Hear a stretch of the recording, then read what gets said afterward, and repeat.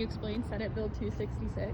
I can, and there's a lot wrong with it, and I'm sorry to focus in the beginning on the process, but the problem is they dumped a 30-page bill on us that was extremely complex 10 minutes before the committee met for the public to be able to read and understand that complex bill. So there's that. It contains numerous problematic provisions for the ratepayers of North Carolina.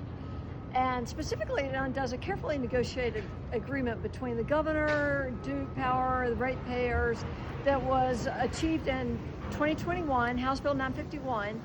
This bill removes a couple of very important provisions. One, which eliminates our interim target of reducing our carbon emissions by 70% by 2030.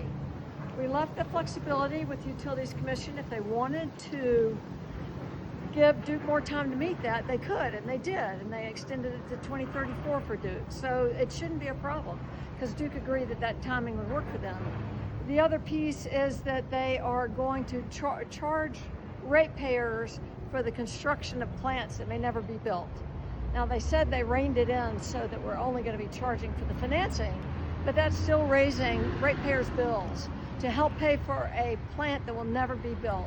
That has run up into the billions of dollars in other states where this has happened.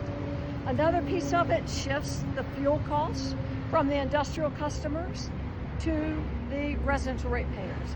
We are the ones that can least afford it, and they're particularly low-income ratepayers are going to be hit very hard. So there is so much that's wrong with this bill, and it should have been more carefully deliberated. It should have included more stakeholders. Right now, we're going in this afternoon to vote on a 30-page bill that nobody in the building really understands, except maybe some of the staff. And it's going to be bad for ratepayers. That's the bottom line. And it's bad for the climate. We face a carbon-constrained future. We need to eliminate our carbon reductions. It does leave in the 0% by 2050, but it's going to be harder to achieve if we don't have some incremental measurement.